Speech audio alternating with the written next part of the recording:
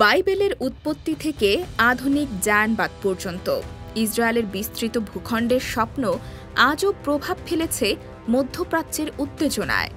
Israeli প্রধানমন্ত্রী Benjamin Netanyahu মঙ্গলবার এক সাক্ষাৎকারে বলেন, তিনি গ্রেটার ইসরায়েলের ধারণার সঙ্গে অত্যন্ত একাত্ম। সাক্ষাৎকারে তিনি সাবেক ডানপন্থী এমপি শ্যারন গালের কাছ থেকে প্রমিসড ল্যান্ড খোদাই করা একটি তাবিজও গ্রহণ করেন। নেতানিয়াহুর এ মন্তব্য আরব বিশ্বের বহু দেশের কঠোর নিন্দার জন্ম দিয়েছে। তাদের মতে এই বক্তব্য তাদের সার্বভৌম ভূখণ্ডের প্রতি হুমকি। গ্রেটার ইসরায়েল ধারণা আসলে কি? বিভিন্ন ব্যাখ্যা থাকলেও সাধারণভাবে এটি বোঝানো হয় ইসরায়েলের ভূখণ্ড সম্প্রসারণের সেই কল্পনা হিসেবে, যার মধ্যে অন্তর্ভুক্ত থাকবে ফিলিস্তিন, লেবানন, জর্ডান, সিরিয়া, ইরাক, মিশর এবং সৌদি আরবের বৃহৎ অংশ। কিছু ক্ষেত্রে এ ধারণা তুলনামূলক সংকীর্ণভাবে ব্যবহার করা হয়, শুধুমাত্র 1967 সালে দখলকৃত ভূখণ্ড যেমন ফিলিস্তিনি অঞ্চল, সিরিয়ান গোলান মালভূমি এবং মিশরের সিনাই উপদ্বীপ বোঝাতে। কোথা থেকে শুরু? গ্রেটার ইসরায়েল ধারণার শেকড় রয়েছে বাইবেল ও জায়নবাদী আন্দোলনে। রাজনৈতিক জায়নবাদের জনক থিওডর হার্জল তার ডায়েরিতে লিখেছিলেন, ইহুদি রাষ্ট্রের সীমানা হওয়া উচিত মিশরের স্রোত থেকে ইউফ্রেটিস নদী পর্যন্ত। এই বাক্যটি বাইবেলের জেনেসিস অধ্যায় থেকে নেওয়া, যেখানে ঈশ্বর ইব্রাহিম ও তাঁর বংশধরদের জন্য সেই বিস্তীর্ণ ভূমির প্রতিশ্রুতি দেন। ডিউটারনমি ও স্যামুয়েল বইতেও এ ধরনের ভূখণ্ডের উল্লেখ আছে। ধারণাটির সমর্থকদের কাছে এটি কেবল রাজনৈতিক লক্ষ্য নয়, বরং এক ডিভাইন ম্যান্ডেট বা ধর্মীয় আদেশ, যা তাদের মতে ঈশ্বর প্রদত্ত ভূমি পুনর্দখলের অংশ।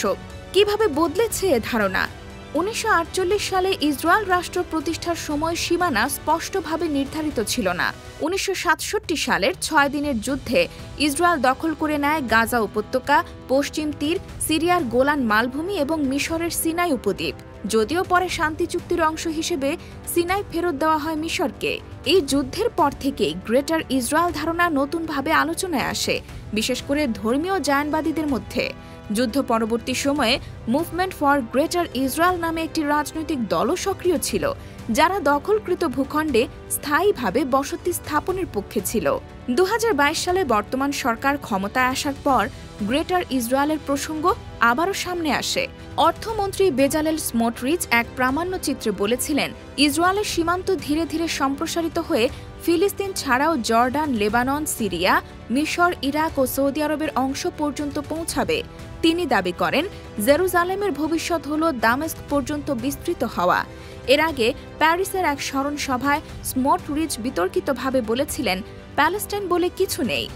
অন্য মন্ত্রী ও সাংসদরাও গাজা থেকে ফিলিস্তিনিদের জমি দখলের প্রকাশ্য আহ্বান জানিয়েছেন। এমনকি চলমান যুদ্ধে একজন ইসরায়েলি সেনার পোশাকে গ্রেটার ইসরায়েলের মানচিত্র আঁকা একটি প্রতীকও দেখা গেছে। সর্বশেষ চলতি সপ্তাহে নেতানিয়াহু প্রকাশ্যে আবারও গ্রেটার ইসরায়েল স্বপ্নে তার প্রতিশ্রুতি ব্যক্ত করেন। বর্তমানে ইসরায়েল পশ্চিম তীর, গাজা উপত্যকা এবং দক্ষিণ লেবানন ও সিরিয়ার কিছু অংশ সামরিক দখলে রেখেছে।